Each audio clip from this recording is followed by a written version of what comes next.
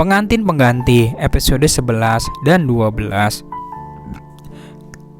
10 tahun yang lalu, tok-tok, masuk. Pemuda itu pun memasuki ruangan dengan langkah canggung. Entah kenapa selama 17 tahun umurnya baru kali ini ia menginjakkan kaki ke ruangan kerja sang ayah. Melirik bagaimana interior dan penatapan di sana, ia pun kembali menatap orang yang sedang sibuk membaca berbagai file dokumen di mejanya. "Pak," panggil pemuda itu. Pria parubaya tersebut mendongak menatap siapa orang yang masuk ke ruangan kerjanya. Sedikit terkejut menatap anak laki-laki semata wayangnya yang menghampiri kantornya. Melvin, pria parubaya itu pun melangkah mendekati putranya, menginstruksikan anaknya tersebut untuk duduk di sampingnya. "Ada apa, Nak? Tumben kamu mau kesini. Biasanya papa ajak selalu nolak," tanya sang ayah menatap putranya bingung. "Oh, Papa pernah bilang kan, Papa sebenarnya nggak berminat bekerja di kantoran." "Hah, kamu masih ingat, Nak?" kekeh pria itu sambil merangkul putra tunggalnya. "Ya." Dan Melvin juga memiliki pemikiran yang sama seperti Papa. Mendengar perkataan sang anak membuat sang ayah menghela nafasnya sejenak. "Papa mengerti, Nak. Walaupun begitu, keputusan ada di tangan kamu. Papa sebagai orang tua hanya memberikan dukungan kepada anaknya. Jika kamu memang tidak mau menggantikan Papa di sini, tak masalah bagi Papa, asalkan kamu bisa mencapai cita-cita dan impianmu." Melvin tutur sang ayah menatap putranya. Melvin pun mengangguk pasti. Tekadnya sudah bulat. "Pak, Melvin dapat beasiswa di Universitas Harvard." "Sudah Papa duga kamu bakalan lolos di sana. Haha, kamu memang kebanggaan Papa." Nah, dengan bangga sang ayah menepuk bahu sang anak senang. Tapi Melvin ngambil jurusan kedokteran. "Papa dukung apapun pilihan kamu. Sepertinya Papa harus bekerja keras mulai hari ini. Kayaknya waktu pensiun harus Papa undur 10 tahun atau 15 tahun lagi untuk mencari pengganti papamu di sini."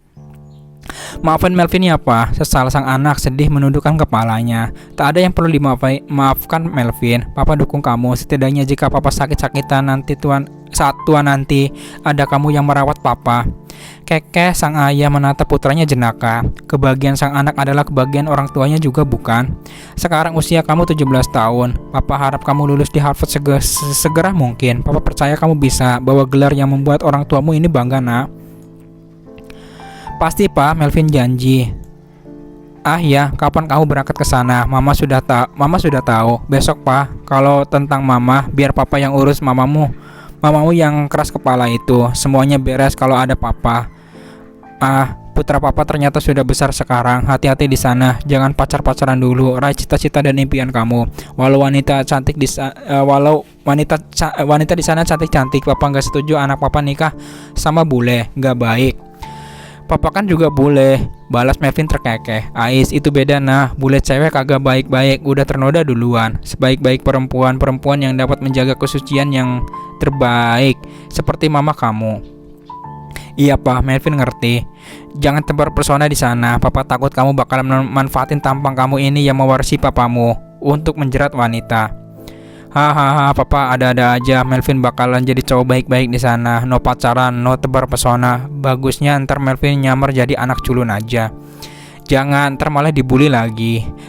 Keakraban itu akan menjadi sebuah kenangan yang tak pernah pudar dari ingatan mereka berdua. Tak dipungkiri kasih sayang keduanya begitu kuat, saling melengkapi satu sama lain. Sebagai seorang ayah yang telah ia berhasil menjadi contoh yang baik untuk anaknya.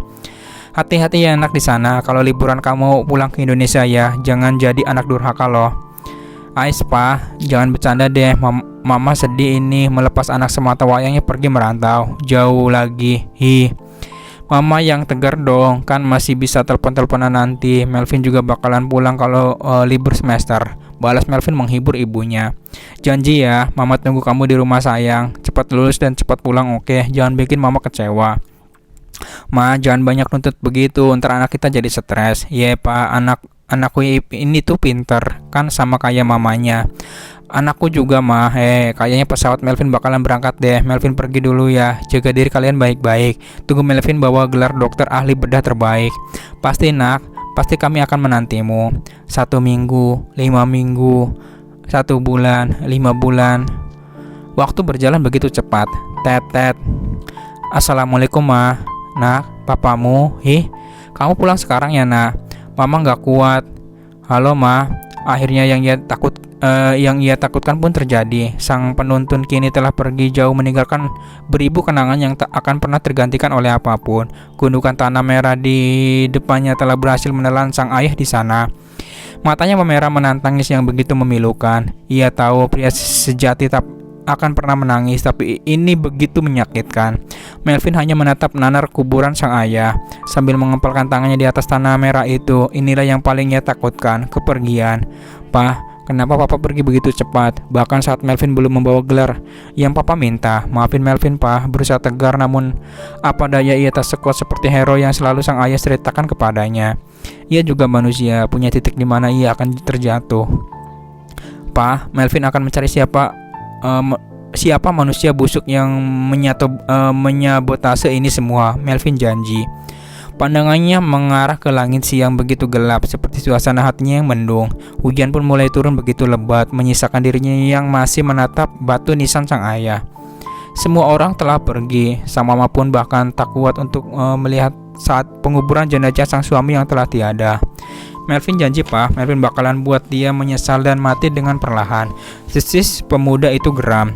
Tujuannya satu, membalas ketamakan manusia biadab yang telah membuat sang ayah pergi darinya. Derasnya hujan membuatnya semakin tenggelam oleh kesedihan yang begitu dalam. "Tak akan gue biarin lo hidup dengan tenang," desisnya lagi mengepalkan tangan kuat. Nyawa di batas nyawa.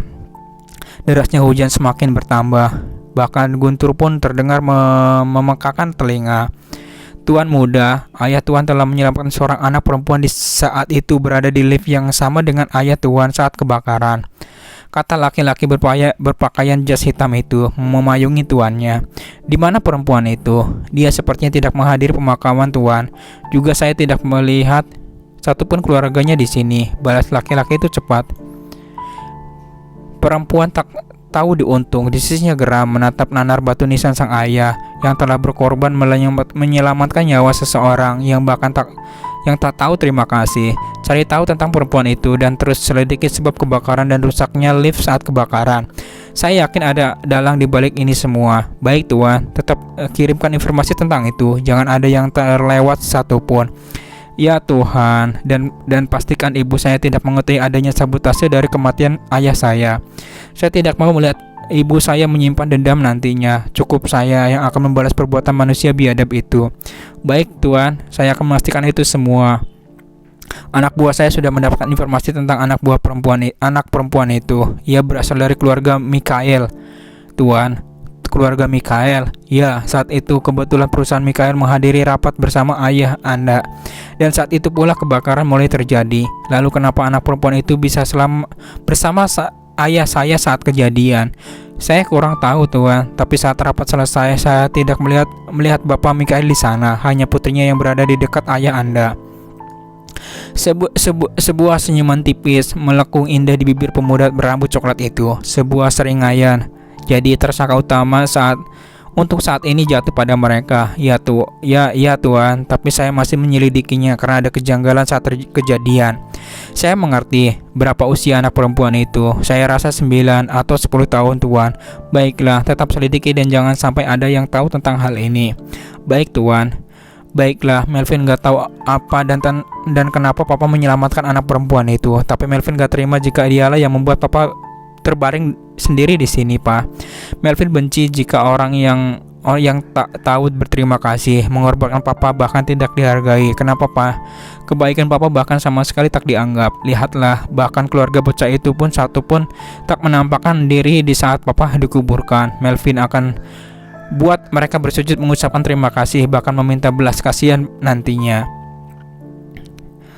Selanjutnya, Tuan muda, jadi karena ini mereka tak datang ke pemakaman, desis pemuda berkacamata hitam itu. Kenapa tajam ke arah kaca besar rumah sakit tersebut, menampilkan seorang anak perempuan yang sedang berusaha menolak untuk disuapi oleh sang ibu beserta sang ayah yang memujuk putrinya.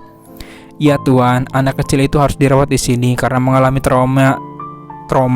Saya dengar dia sempat tak sadarkan diri selama 3 hari, balas pria berjas itu kemudian. Lalu dapat saya simpulkan, sementara ini bukan Bukan mereka tuan, tidak mungkin mereka bisa seceroboh itu sampai meninggalkan putrinya sendiri. Ia tak masuk akal. Pemuda berkacamata itu tersenyum tipis menanggapinya. Memang, perkataan itu memang benar adanya. Saya tahu maksud Anda. Tercengang atas jawaban yang keluar dari Melvin membuat pria itu menatap kaget bercampur bingung. Saya sudah tahu dalang dibalik itu semua, gumam Melvin. Berbalik meninggalkan pria yang masih menatapnya terkejut. Tuan tunggu, cegahnya mengejar pemuda di depannya. Jika Anda sudah tahu, lalu kenapa memberi perintah seperti itu kepada saya? Apa Anda sedang menguji saya? 5 tahun 7 bulan bukan? Paman telah bekerja di keluarga ini. Sepertinya waktumu akan... Saya mohon tua, jangan pecat saya. Istri saya baru melahirkan dan anak kedua saya akan segera lulus. Saya mohon tuan, saya ingin mengabdi lebih lama lagi dengan keluarga Anda. Saya janji akan lebih tepat dan teliti lagi mencari informasi yang Anda inginkan. Mohon, itu penuh harap. Tenang paman, saya tak akan memecat paman. Saya meminta paman supaya memperpanjang waktu paman untuk bekerja dengan saya. Saya harap paman bersedia membantu saya. Tentu tuan muda. Hanya satu pekerjaanmu nantinya, selalu kirimkan informasi tentang anak perempuan itu kepada Anda. Dan ingat, jangan sampai ada yang mengetahuinya. Saya percaya padamu, paman, karena dirimu adalah orang kepercayaan ayah saya. Balasnya kemudian melanjutkan langkah. Tapi kenapa Anda menginginkan informasi tentang anak itu? Rasa penasaranmu akan membunuhmu, paman. Lorong rumah sakit itu begitu sunyi sore ini. Bahkan gema langkah kakinya terdengar begitu jelas di sana. Wah, Mommy, Esel gak mau makan. Dek. Teriakan itu sukses membuatnya berhenti dan membalikkan badan menghadapi asal suara. Sebelah alisnya pun terangkat saat melihat siapa yang tengah berlari ke arahnya. Dia, anak perempuan itu. Ais, sayang sini, jangan lari-lari nanti jatuh. Dengan terpogoh-pogoh, sang ibu mengejar putri kecilnya. Pokoknya gak mau, Esel mau pulang. Iya, kalau makanannya kamu habisin sayang, kita bakalan pulang. Oke, bujuk sang ibu. Mommy bohong, balas sang anak mencibir. Bruk. Tuh kan nabrak orang Ais, gumam sang ibu berlari ke arah putrinya. Is om, kalau berdiri itu jangan di tengah jalan dong, gak tahu apa bidadari mau lewat. Desis anak perempuan itu kesal menatap pria di depannya. Om, ulang tahun Melvin tak percaya. Is, si om malah panggil om. Minggir deh om, Esel mau terbang ke kayangan nih, jangan halangin lagi. Dengan santainya anak perempuan itu mendorong pria di depannya. Namun karena tinggi badannya yang tak sepadan, alhasil tangannya hanya sampai di perut pemuda itu. Ais, makan apa sih kok tinggi bener, susah nih, Belbi lewat, kayak tiang listrik aja. Desisnya lagi. Hei adik kecil, ibumu nyariin tuh. Dan satu lagi, gue bukan om-om, umur gue baru 17 tahun. Gak nanya, cibir anak perempuan itu lalu ngajir duluan sebelum sang ibu melahapnya habis-habisan. Baby Rahel Mikaela, mau kemana kamu? Berhenti sayang, teriak sang ibu yang kewalan mengejar sang anak. Maaf ya dek, putri saya itu memang bandel, tapi saya bersyukur dia kembali ceria lagi. Iya dek, adek mau kemana? Jengukin seseorang ya di sini? Tanya ibu itu kepada pemuda yang telah ditabrak anaknya tadi. Yang dibalas anggukan oleh pemuda itu. Tak lupa sebuah senyuman tipis tercipta di bibirnya. Maaf, nama adek siapa ya? Rasa pernah lihat, tapi ibu lupa di mana. Tanya ibu tersebut penasaran sambil menatap pemuda di depannya. Saya Melvin Ramadan Bio. Selanjutnya, 3 tahun setelah itu, cewek mau kemana? Abang temenin ya. Sebuah godaan dan siulan menyertai langkah gadis remaja itu. Tangannya terkepal kuat memegang stang sepeda berwarna pinknya. Ais, gara-gara Barbara bannya bocor nih, Esel harus jalan lewat tempat gembel, kagak ada kerjaan ini. Desisnya sambil mendorong sepedanya supaya lebih cepat melewati kumpulan anak berbaju putih abu-abu. Tunggu dulu dong, cantik. Cegah salah satu anak laki-laki dari gerombol tersebut menghalangi Rahel untuk lewat. Minggir gak lo? Wih, jangan marah dong gitu cantik, entar cepet tua tahu. Goda laki-laki itu disambut kekehan beberapa temannya di belakang. Gue aduin ke kakak gue, baru tahu rasa lo pada. Desisnya jengkel. Ih takut kalau kakak lo lebih cantik dari lo, gue mau kok, hahaha. Dasar PA, kakak gue laki-laki bego. Sinisnya memandang geram ke arah laki-laki bermata biru langit itu. Haha, berarti lo jodoh gue, jadian yuk, kata laki-laki itu menatap kemanik mata perempuan di depannya yang selama seminggu ini menghantui kepalanya. Jadian sono sama tembok, balas Rahel jengkel dan memutar balik sepedanya. Hei tunggu, gue belum selesai ngomong, teriak laki-laki itu tak terima sambil menatap jengkel teman-temannya yang menertawakannya. Gak masalah lah, jalannya tambah jauh daripada ladenin si PA bule KW itu. Mampus aja tuh orang, gumamnya bergidik jijik. Matahari semakin terik. Panas siang hari ini mencapai batas maksimal. Wah, Mommy Asal haus juga lapar. Gumamnya menatap jalanan yang masih jauh dari komplek rumahnya. Dengan tertati-tati yang mendorong sepeda Hello Kitty bercat merah muda itu menyusuri trotoar jalan. Matanya tiba-tiba membulat sempurna saat melihat seseorang yang kini tergeletak di dekat pohon. Bukan karena itu, tapi karena luka di kaki juga tangan laki-laki tersebut yang banyak mengeluarkan darah. Entah kenapa jiwa penolongnya bangkit di saat itu. Dengan cepat ia pun menyeberang jalan menghampiri orang itu. Kiai, darahnya banyak banget, pakiknya panik. Harus bawa ke rumah sakit ini. Astaga, seseorang help me, teriaknya kemudian. Ais, lo bisa diam gak? Kepala gue pusing. Keluh laki-laki itu menatap perempuan berseragam SMP itu kesal. Wah, kakak masih sadar. Kata gue udah koit. Kata gue udah koit. Aduh, sorry gue hilaf. Kok kakak nggak ke rumah sakit sih, malah mojok di pohon beringin gini di siang bolong lagi. Ih, titisan Susana ya. Kalau gue bisa dari tadi gue udah berbaring di rumah sakit. Lo nggak lihat di sini sepi, jarang dilewat orang. Tapi kok kakak lewat sini kalau tahu sepi? Lo juga kenapa lewat sini? Is, kepo, elaknya. Serah lo, sekarang setidaknya lo bisa bantuin gue buat hubungin ambulan. Gue nggak bawa HP, dilarang sama sekolah. Hehe, lo kere ya, agak punya HP kan ya? Sorry, gue bercanda, HP gue mati, balas laki-laki itu kemudian. Jadi, kalau lo nggak bisa bantuin gue, mending lo pergi deh. Tega banget lo kak ngusir gue, setidaknya lo bersyukur dong bisa dihampirin bidadari gini. Pergi nggak lo, desisnya. Sensinya banget jadi cowok. Ke Excel gak gitu-gitu amat, PMS ya.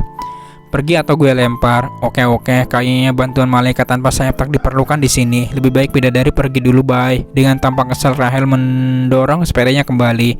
Namun tiba-tiba ia berhenti dan kembali menghampiri laki-laki yang sedang kesakitan tadi. Gue anggota UKS loh kak.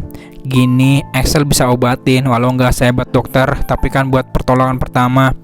Diajak ngomong malah diam. Bisu ya, secepat kilat Rahel menarik lengan baju laki-laki yang kelihatan kaget menerima perlakuan tiba-tiba darinya. Woi, lu mau apa? Mau mutilasi? Balasnya jengkel. Tangan yang satu lagi beralih pada kaki laki-laki tersebut. Mendengar belasan dari gadis di depannya membuat pemuda itu bergidik ngeri. Ya enggak lah, kan gue udah bilang gue bakalan kasih pertolongan pertama bagi yang membutuhkan macam lo. Dengan telaten ia mengeluarkan alat-alat yang dibutuhkan dari air, minum, perban, obat merah, dan gunting. Untung tadi gue yang jaga UKS, jadi gue bakal bawa dikit isi kotak P3 kayaknya. Lo yakin bisa obatin gue? Tanya laki-laki itu menatapnya tak yakin. Melihat dari penampilan anak perempuan ini semakin menyimpulkan kesan yang tak baik. Lengan baju yang diangkat, celana training dengan rambut yang diikat asal, apalagi wajah dan kulitnya yang terbakar matahari, butek banget. Is, mending diam deh. Nama lo siapa? Kata Mommy Excel nggak boleh ngomong sama cowok asing, apalagi kenalan. Haha, lo nggak sadar dari tadi lo ngoceh ke gue. Merasa geli mendengar jawaban dari bocah perempuan di depannya membuat pemuda itu terkekeh. Sekarang ini jiwa anggota UKS gue bangkit. Jadi cukup diam, oke? Lo aneh, bocah ingusan aneh. Gue udah gede tahu. Juga kagak punya ingus. Emang gue flu apa dengusnya? Lo lucu. Emang gue badut nih, udah selesai. Lo seharusnya hati-hati bawa motor. Mending pakai sepeda atau jalan kaki daripada sok gaya-gayaan pakai motor gede. Ujung-ujungnya bakalan musibah yang didapat rugi sendiri kan. Dalam umur lo yang 13 tahun, lo cerewet, kerutan, tercetak di kening anak perempuan itu menatap laki-laki yang terluka di depannya. Daripada lo tahu. Dari mana lo tahu umur gue 13 tahun? Tanyanya. Kayaknya waktu berlalu dengan cepat. Bahkan udah 3 tahun berlalu dari kejadian itu. Gimana kabar gimana kabar lo, adek kecil? Apa lo bahagia masih bisa menghirup udara segar? Bibi Rahel Michaela, gumam pemuda itu. Lo siapa? Dengan cepat Rahel berdiri dan melangkah mundur menatap kaget ke arah laki-laki di depannya. Sedangkan laki-laki itu malah menarik tangannya, menepis jarak antara keduanya. Sepertinya takdir membawa gue pada lo, Rahel. Sebuah senyum tipis tercipta di bibir kedua pemuda itu. Sebuah serengaian. Lo siapa? Kenapa lo tahu gue? Buka nggak helm lo? Rasa penasaran bercampur bingung itu berusaha melepaskan helm yang masih melekat pada kepala pemuda di depannya. Seharusnya sejak awal ia membuka helm yang terpasang pada laki-laki asing itu, bukannya malah mengobati lukanya begitu saja. Cemas, satu kata itu yang kini Rahel rasakan. Lo psikopat. Jauh dari itu, gue malaikat pencabut nyawa lo. Bersambung.